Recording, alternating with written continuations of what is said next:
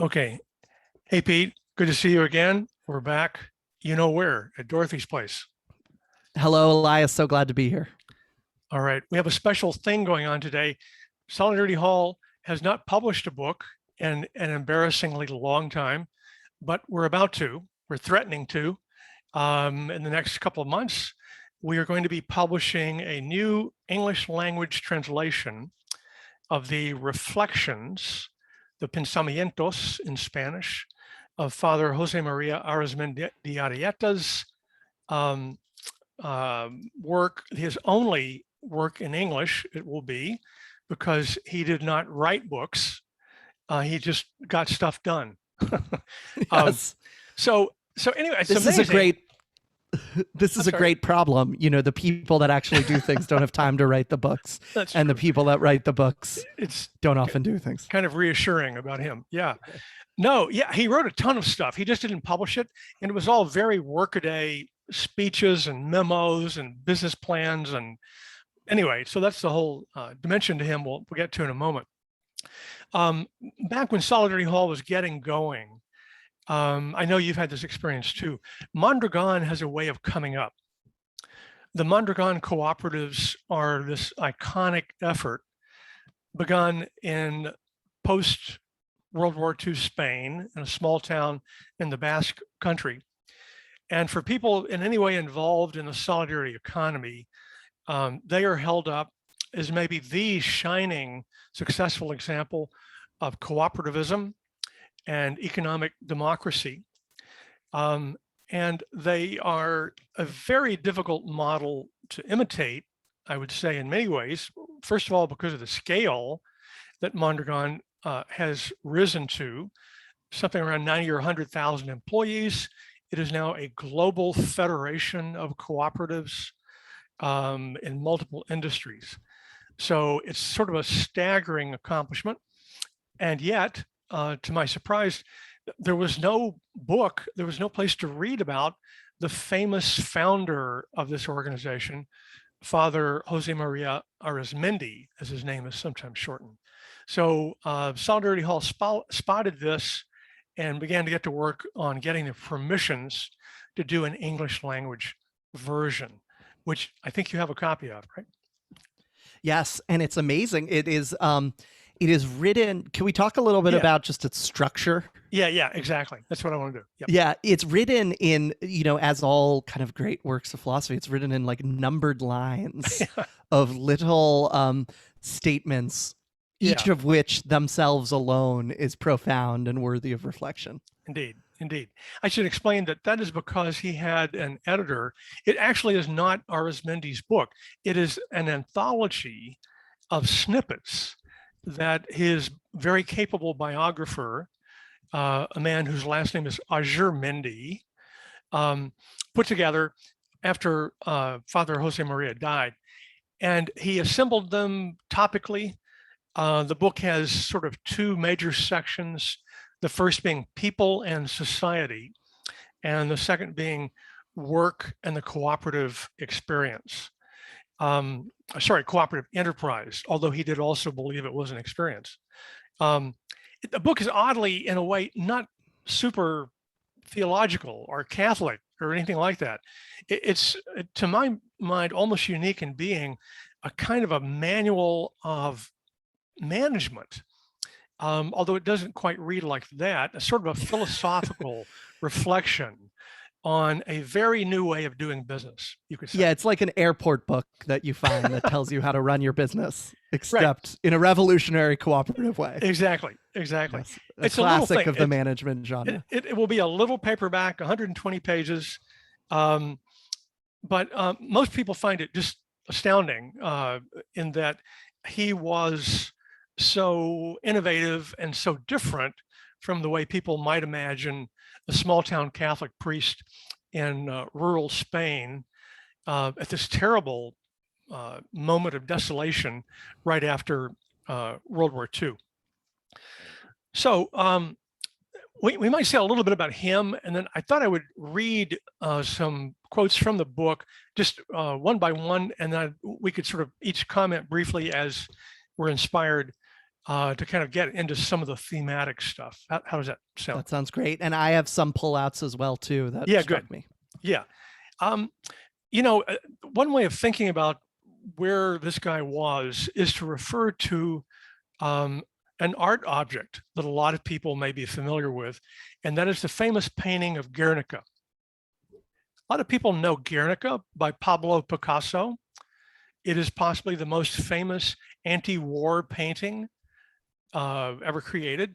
It's an enormous 11-foot by 25-foot wide canvas in black, white, and gray, and it commemorates the terror bombing, the blitzkrieg bombing of a Basque town called Guernica.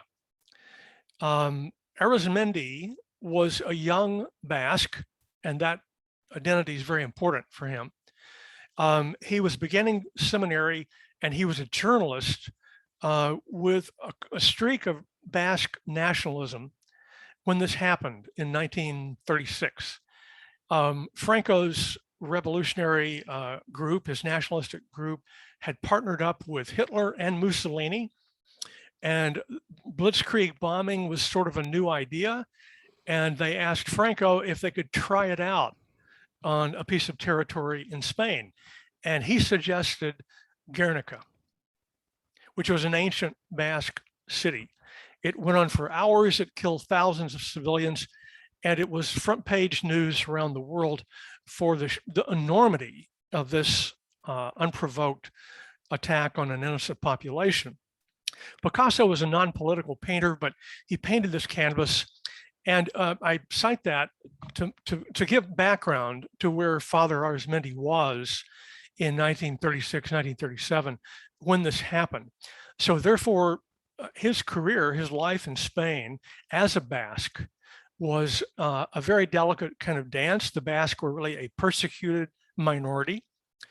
And it probably was only his Catholic identity that enabled him to very carefully negotiate with the Franco regime in order to keep his projects alive and uninterfered with.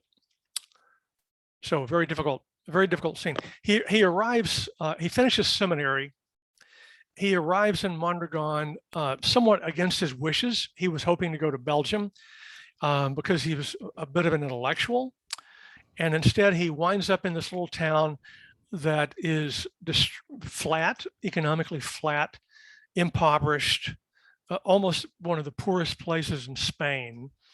There are orphan children wandering the streets, and he discovers that his predecessor priest has been murdered by the regime. Wow. So that's his arrival in Mondragon. What he begins doing right away is organizing all sorts of social things. He organizes a soccer club. He organizes other kinds of activities. And talk about a long haul strategy. For the next 10 or 15 years, he is busily organizing all kinds of efforts, none of them political, none of them economic really, as a way of just embedding himself in the culture, in the society, and kind of building up his local network and identity in this poor little Basque town. So it's some time before he actually founds the first co-op, and before he gets to the co-op, he founds a little trade school, a little industrial school. And that is because he comes around to, through his reading, the idea that it is education that is going to liberate the workers. And he means by education something much bigger than technical training. So he hosts reading circles, and he does 2,000 reading circles in 15 years in Mondragon. So by the time he gets ready to start the first co-op in the mid 1950s, he has already developed a kind of a following and a group of younger guys, engineering students who want to be involved in this first business, but their formation, their ideas about what they're doing are based on years and years of coaching and talking and planning, and that's where it came from.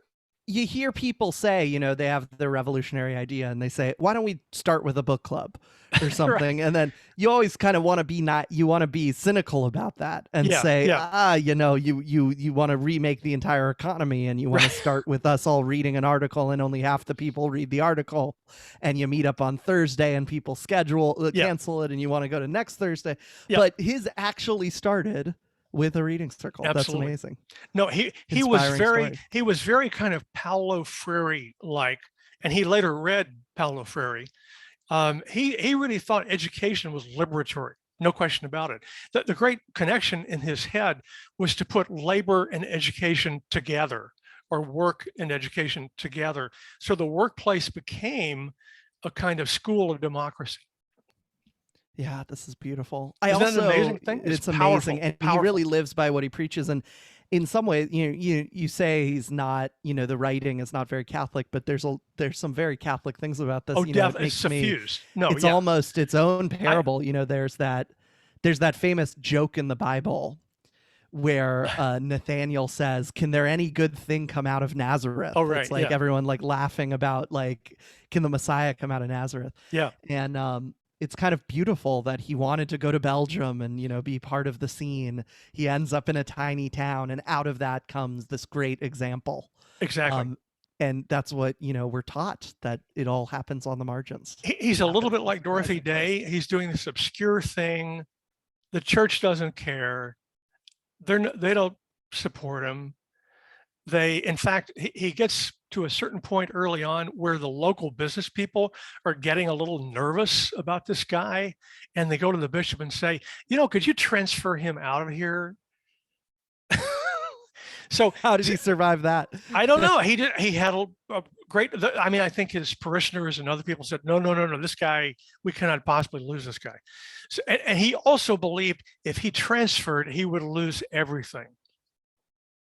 He had planted, Wow, right, very loyal such to deep place. roots. He had to Yeah. stay. He had to stay, or it wouldn't work.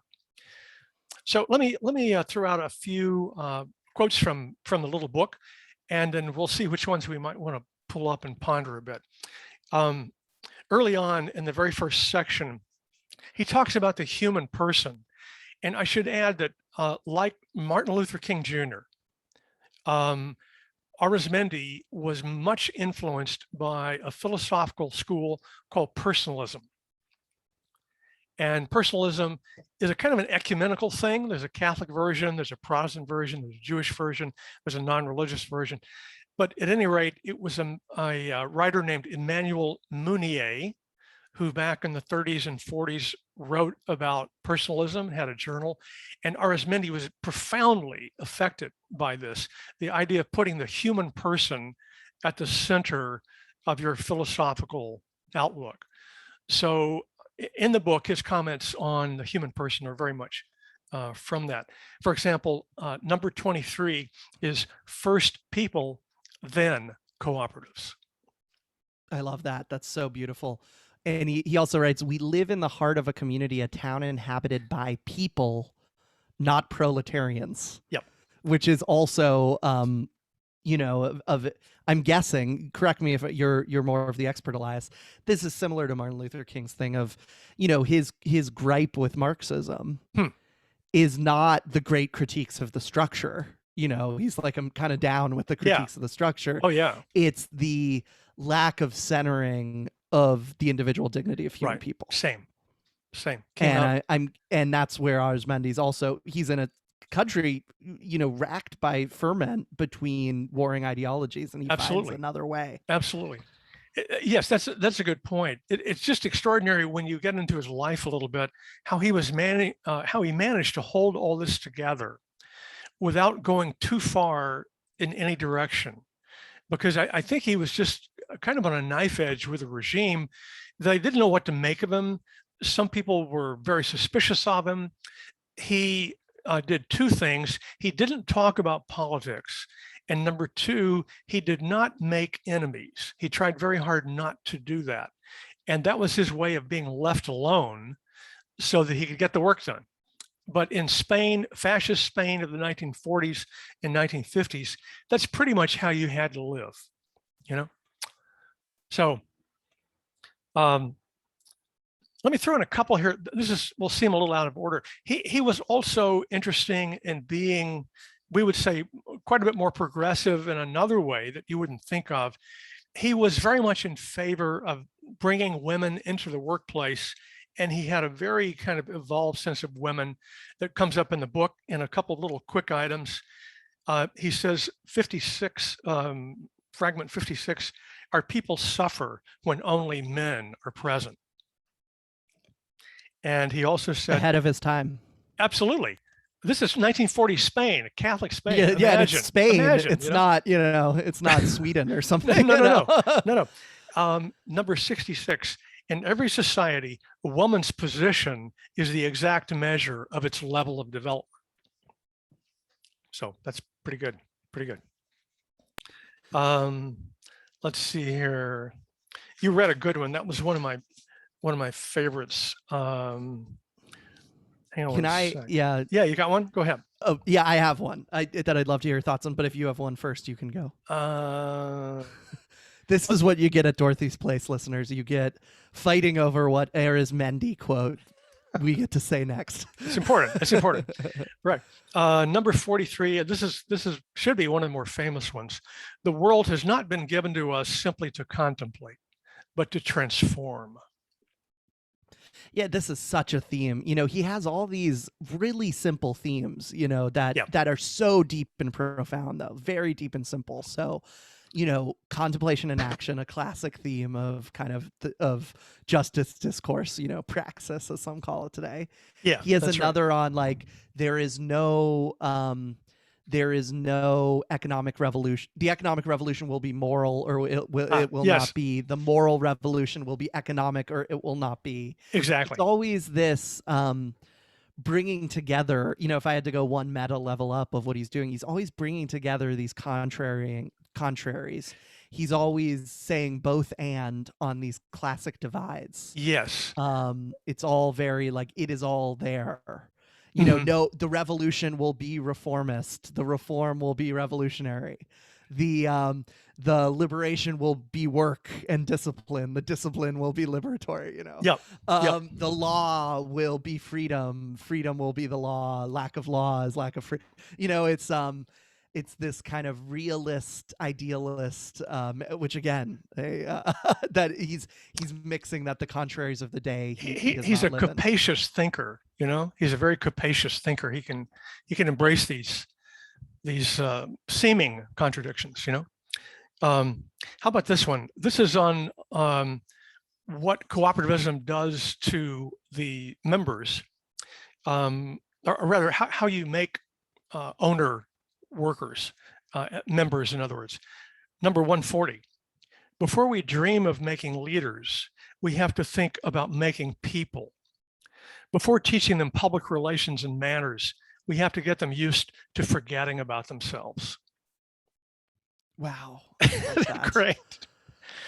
Yeah, this is so funny. That's so resonant today. What year was that written? Do you bet? 19... Maybe it could be the 60s or 70s, even 60s or 70s. Yeah. I think about. I went to the school where all they talked about was like, we are building leaders. We are building leaders. You go to any nonprofit industrial complex thing about education, and they say we're creating the leaders of tomorrow. But that's such a great point. It's like we got way, as we're recording this the day of a famous governor resigning. That's right.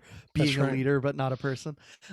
not doing as well being a person. He's a person, but not doing as well at it. It's such a great example. I often like the phrase, like, before we're activists, we're citizens. Before we can change it, we must be part of something. You got to be a neighbor before you can be a rabble rouser. It's like, this basic, simple stuff about just, being part of community before we go to the next stuff. And this goes into the theme. It's really slow. This is slow work. Yeah, that's right. There's a little section in the first part where he talks a bit about Christianity. There's what I meant earlier was that there's not much doctrine in the book. There's not much quote unquote theology, although the book is obviously suffused with his kind of Christian vision. But he has a couple of things to say about this. Number 163, to be a Christian is not only to possess the truth, but above all, to practice the truth, which is the same thing as doing good. I love that. I love that. That's, yeah, no, it's often, we often think doing good is like, I must memorize these rules and I must do what I don't want to do. You know, you want to you want to drink but don't drink. You want to cheat but don't cheat. You want to pass the person but talk to them. But someone once said, you know, it's just about doing what you want to do, but learning more, you know, getting more in tune with the sacred so that what you want to do becomes the right thing. And in some ways, like, knowing the truth is in that spirit. You know, if you know what is right, it will become easier to be good. Yeah, that's good. Yes. And the very next one, which reminds me of Pope Francis at moments a little bit, number 164. If being a Christian were nothing more than possessing the truth, and if it were enough for Christians to embrace it, then even a phonograph record could be a Christian. What a great line. I love that. A little edge on that one. All right. I got one here, Good. which is, you know, this is something I think we don't talk about enough. So here's the quote. The idea is to institutionalize integrity. Better yet, the idea is to institutionalize human greatness.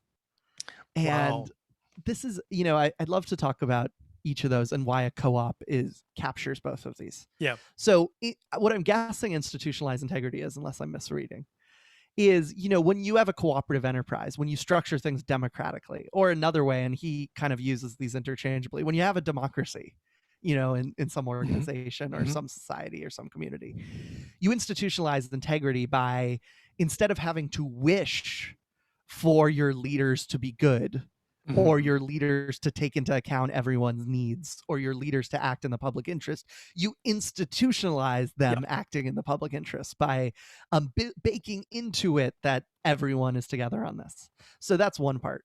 But this institutionalized human greatness is what we don't talk about enough, which is humans have agency. They have ideas that they want to have realized. They want to be big. They don't want to be belittled. They believe they're more than they're told that they are. So much in the world tells us you're small, you're nothing, your ideas don't matter. You have nothing to share with this world. You cannot co-create. You cannot co-create with God, as Martin Luther King said we're called to be. We're called to be co-workers with God. Yep. But what entrepreneurs, you know, tap into that make people excited about business creation or organizational creation or art, you know, the creation of art or the creation of a family, or, you know, the spreading of ideas through writing or something, is they tap into that part of us that wants to overcome that wants to have our ideas become realities, that wants to make the world.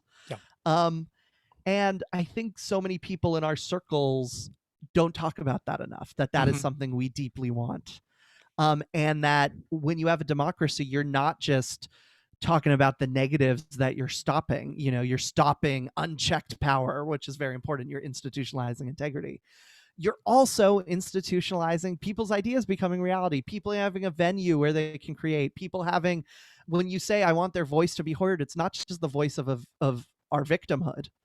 It's also the voice of our creation. Yeah. And I think that's a beautiful thing about co-ops too. You can go into work and you can say, not just don't fire me.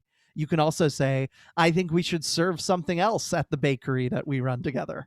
Yep. I think we should do an annual Halloween day. I think we should expand to the store next door. Right. I think we should change the font. You know, there are that's the institutionalization of human greatness. Yeah, exactly.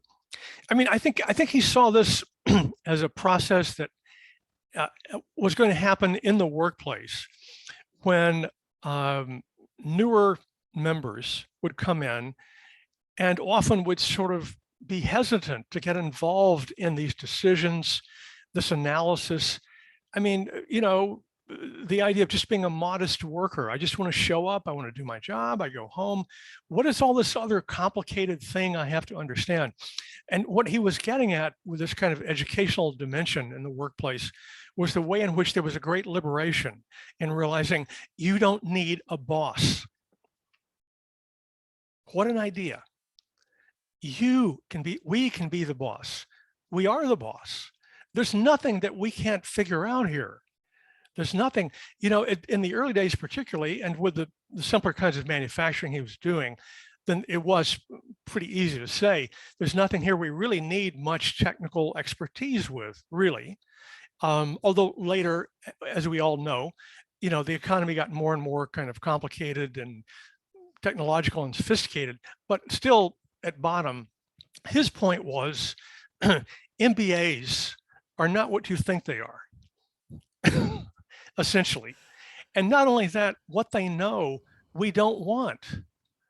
So, he wouldn't have said it quite that way, but it's what it adds up to. He really very much believed that workers were so browbeaten, so kind of accustomed to taking a lower view of their own capacities, that co-ops were one way that they could suddenly awaken into real agency for the first time. Obviously, some people more than others. It was always kind of a dynamic process. But the great thing that he saw emerging there was real personhood. People really coming to their fore, developing, flourishing in a way that ordinary jobs could never offer. Amen. Roberto Unger calls this faith in the constructive genius of ordinary men and women. It's very close. Yes, it's this idea that you have to believe that other people have constructive genius, and you have to teach them that they themselves have it, and we ourselves have it.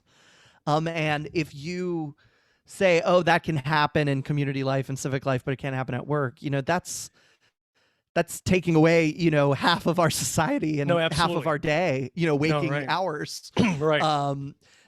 So it's a very serious thing. There's this book that it's kind of a businessy book, but I think about it all the time. And like when we're talking about democracy, and especially democracy at work, have you ever heard of this book, The Starfish and the Spider? No. Oh, it was like I think it was a pretty well-selling one. It's like an airport book. Yeah. But the big idea of The Starfish and the Spider came out mid-2000s, was a spider has a head in its head, and then it has these legs that follow what the head says. And if you destroy the head, the whole thing's done. Mm-hmm. A starfish has its brain distributed throughout all of its legs. Oh, yeah.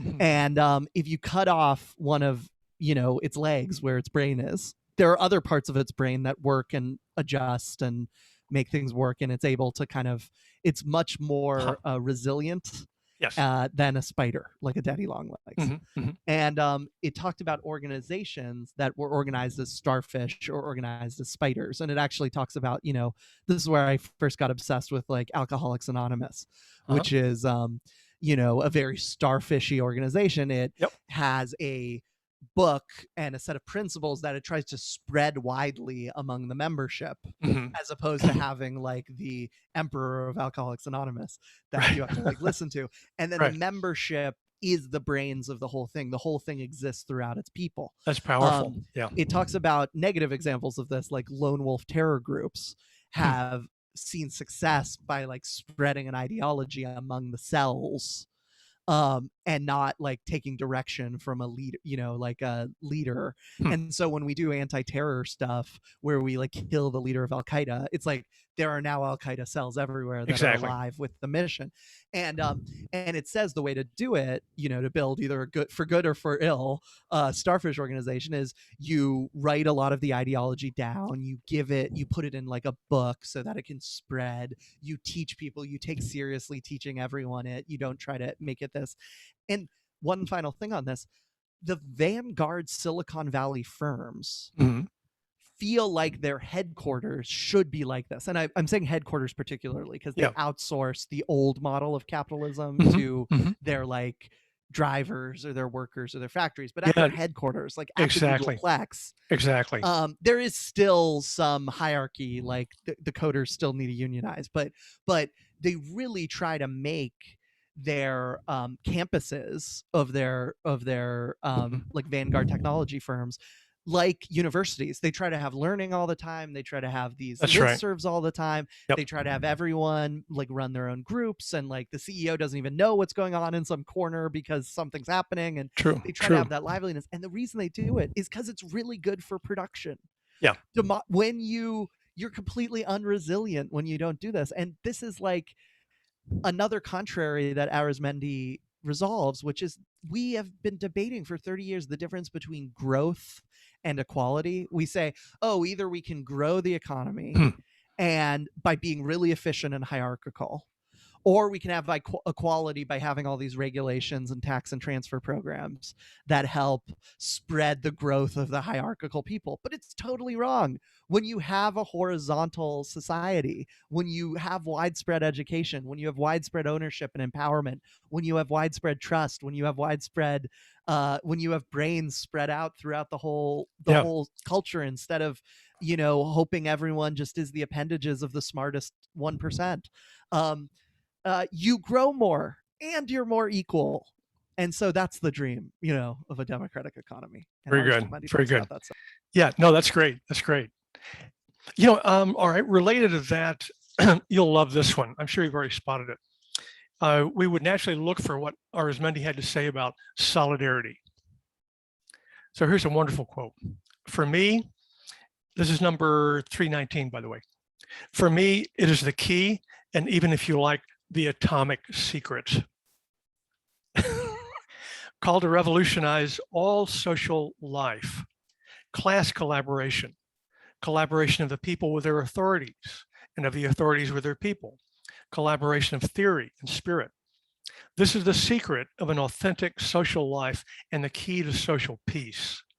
It is not enough for the bosses to do good works. The workers must participate in them. It is not enough for the workers to dream of great reforms. The bosses must participate in them. It is not enough for the authorities to work hard and go to great lengths. The people must be with them. Where the authorities are divorced from the people, where the bosses follow a path without incorporating the workers into it, no spontaneous social life is possible. Any peace will be fictitious, and at any moment, the deception may turn into surprise and shock.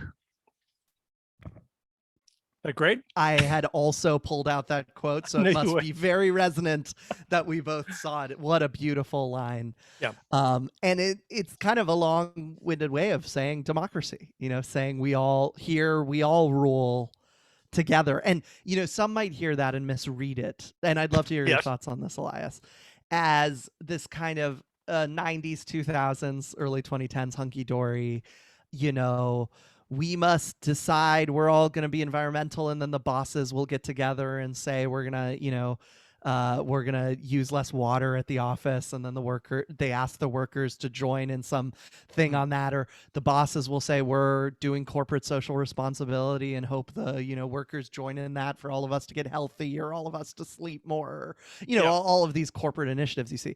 But I think he means it in a deeper way, that when he says it is not enough for the bosses to do good works, the workers must participate in them. I think he means there will be no more. We will blur the line between bosses and workers. Because if suddenly the bosses are doing the good works and the workers are participating in them, and suddenly we're both participating and deciding what is happening, who's the boss, anymore?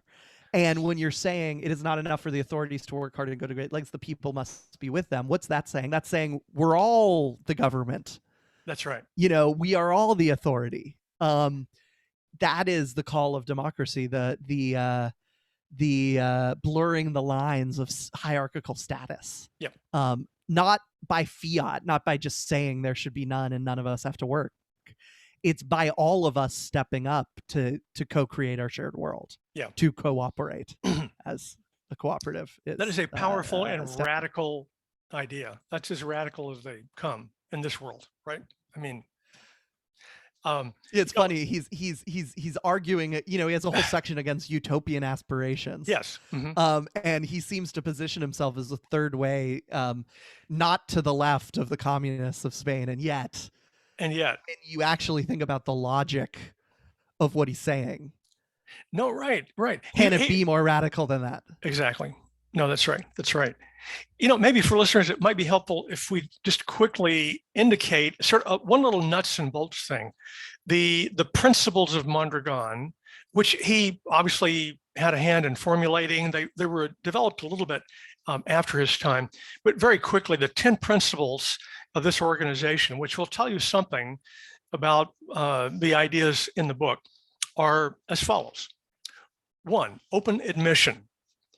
So hiring is open to all persons capable of carrying out the available jobs.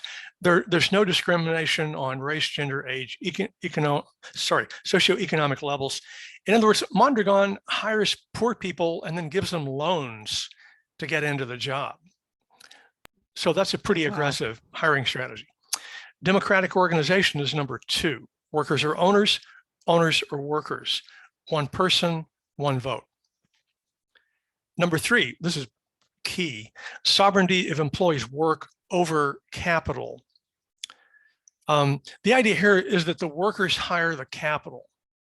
Capital doesn't hire the workers. So you can let that bounce around. What does that mean in practice? In practice, it really means, what it meant for Arizmendi, I got to tell you a quick story about this.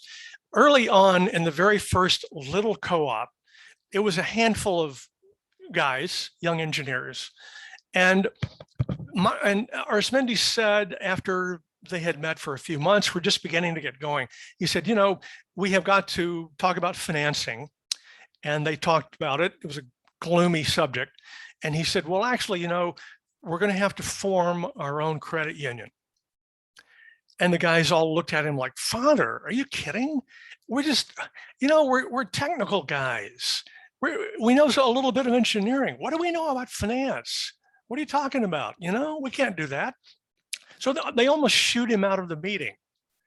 So then like a month goes by and Arizmendi comes back to another meeting with a big stack of documents.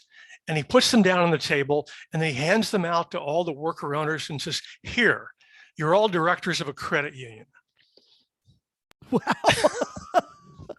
He just went out and did it. He just went out and incorporated the credit union because he knew that the financing was going to be the key thing. He already knew from the history of co-ops and other such projects in Spain that if you didn't have your own financing, you were very likely to have an extremely difficult time just staying alive.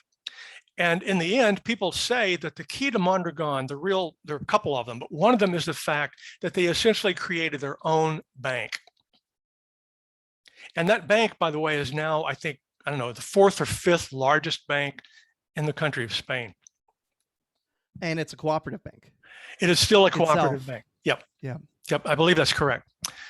So the financing was absolutely essential to control the capital, not so capital would not control them. Co-ops today, as we all hear about all the time, still struggle mightily with these questions over which financing, how should we go at it, how much should we take, when should we take it, what does it imply, and on and on and on. He knew from the get-go you had better figure out how quickly to come up with as much of your own financing as possible if you want to make this work.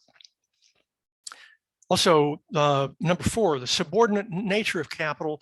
Capital is a means to an end, not an end in itself. Available capital is used primarily to create more jobs. Wow, I love that. Not to distribute profit. Exactly. Basically. Not wholly, no, not entirely. Participatory management is number 5. Worker owners participate in decision-making and the management of the co-ops. By the way, this is sometimes characterized as meaning everybody votes on everything. That's not the way it works. There's a natural kind of division of labor. There's kind of a rotation of roles, but things are still highly participatory nonetheless. Number 6, payment solidarity.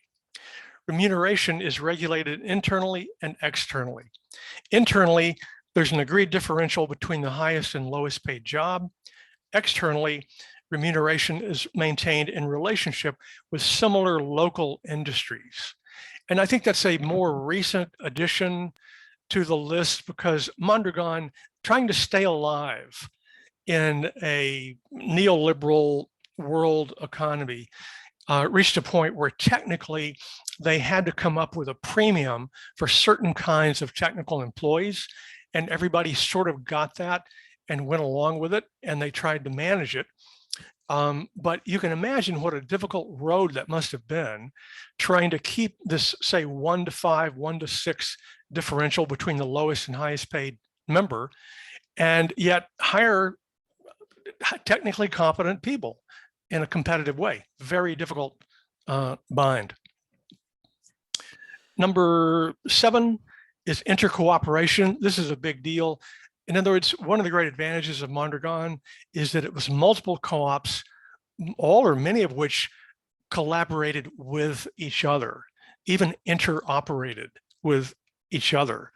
So instead of a competitive mindset, they all had the idea that we look for our brother or sister co-ops, and if we need to, we hire people from them. For example, when they had one co-op close, a famous one in 2008, most of those employees were moved to other co-ops. So that's powerful. Amazing. And that's why, for people who aren't kind of tapped into the co-op world today, yeah, the desire is not like one-off co-ops in cities. It's an ecosystem. That's right. Exactly. The goal, it really helps if you have multiple at once. That's right. Number 8 is social transformation. Mondragon Cooperatives invest a majority of their profits in the creation of new jobs. Funds are also used in community projects and in institutions that promote the Basque culture and language. How about that? This is such an example of left conservatism, small c conservatism. Yes. Because it's this love of the local, it's this love of community, this love of tradition, this through economic solidarity, deepening the relationship with a way of being, and cultural survival. So that's very interesting. And number 9, universal nature. Mondragon proclaims its solidarity with other cooperative movements, with those working for economic democracy, and with those who champion the objectives of peace, justice, and human dignity. Mondragon proclaims its solidarity especially with people in developing countries. That's beautiful. And internationalism, and they've done a great job at it. They have done. That's a complicated question. They've done the best they could. Yeah, no, I should say, practically impossible circumstances. They've been a great model, and they have been. Is it true? Would you say they've been friendly to people learning from their model? Oh, no question about that. Places? Oh, they're great evangelists.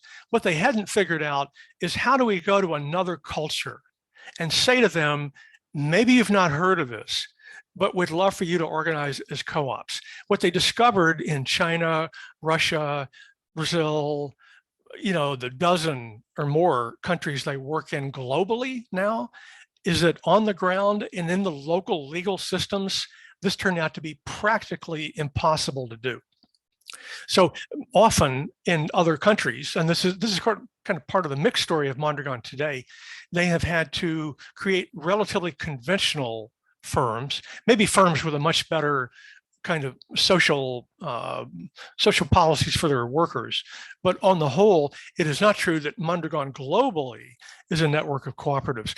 Mondragon cooperatives almost entirely exist in Spain at this point for all those reasons. Yeah, and this is, we're working on this in the American context. I'm working on this through my democracy policy network. Is we need legal changes, yes, to not have it just have to be the corporate form, to actually kind of bake into the law the ability to do the cooperative form. Yeah. Could I read a quote from the Invisible Committee that reminds me of what Mondragon has done? What is the Invisible Committee?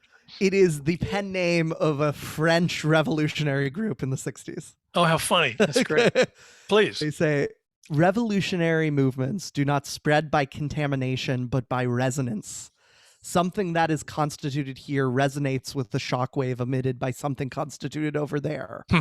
An insurrection is not like a plague or a forest fire, a linear process which spreads from place to place after an initial spark. It rather takes the shape of a music, whose focal points, though dispersed in time and space, succeed in imposing the rhythms of their own vibrations, always taking on more density. Wow. And I just feel like Mondragon in the cult, they have 100,000 worker owners, but Yeah, how many worker owners exist around the world today because Mondragon exists absolutely. and Absolutely. has resonated with people and made someone in that day when they're thinking, do I found the co-op bakery? Do I found the co-op laundry? Do I found the co-op bank? Will it work? The fact that it worked for Arizmendi, the fact that it worked at Mondragon, Yep. makes them go on and create their worker co-op. It's what Nathan Schneider talks about in the preface to the book. He's like, I have heard the word Mondragon every day of my life, from webinar to webinar, from Right. Melbourne to Boulder. Exactly. And that is the power of an example. An example is worth 1,000 books, and that is what Arizmendi has gifted to us most. No, exactly. It's a little bit like, that moment last summer when everybody suddenly said, it looks like we're all going outside, COVID or no COVID, because Black Lives Matter. Millions of people in cities around the world, they just all went outside. They went outside in COVID and went down to the square, the piazza, the plaza, wherever it was. What music was that? What were they hearing?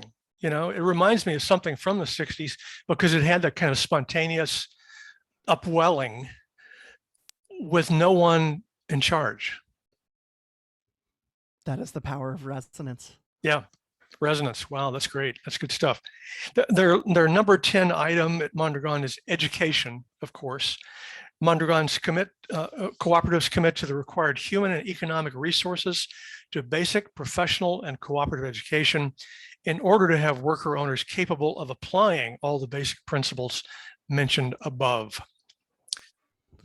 So it is, Jessica Gordon Nimhart points this out in her afterword. Arizmendi understood that economics and the workplace can be a project of human liberation if it's approached, as a kind of an educational project.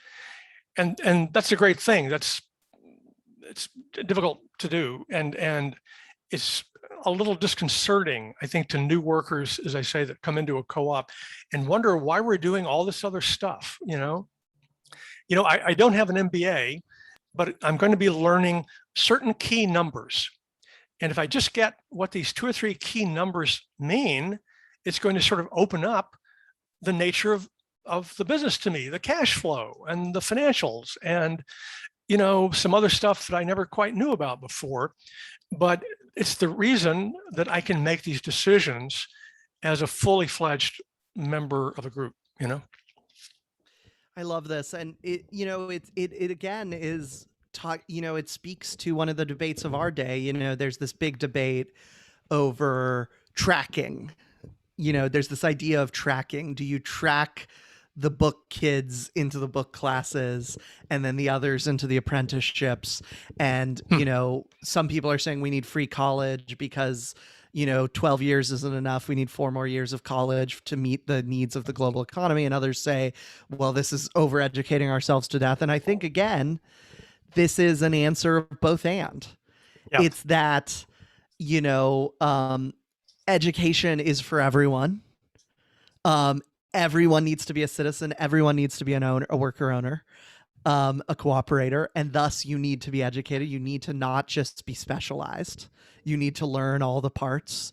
And for a firm to survive, you can't just kind of only learn the specialized laws of today. You need to be a general, like a liberal artsy generalist, to understand how something can be transformed in a wider thing, and everything is connected to everything else. So you got to learn about the whole world. And yet, on the other side, it's saying that a lot of that education doesn't necessarily need to happen in formalized education. It Yeah. should be happening everywhere That's in a right. kind of John Deweyan spirit. That's right. Yep. Of you know, democracy and politics is everywhere, and education is everywhere. The school of public life, as Fred Dewey, Exactly. our beloved Fred Dewey, put it. May he rest in peace. No, Yes. exactly. You know, I have to admit that I am revising a little bit my sense of what co-ops are about. And I think I'm taking a less technical view of it. You know, it's sort of a business model, and you need to do exactly this model, and you need to imitate these tenets of cooperativism and so on. You know, Arizmendi said in so many words, I think he was saying, we don't have a blueprint. We made this up as we were going along, and it really is in a way simply a practice. It's a practice that we have accumulated and that anyone could accumulate as long as you know the atomic secret, right?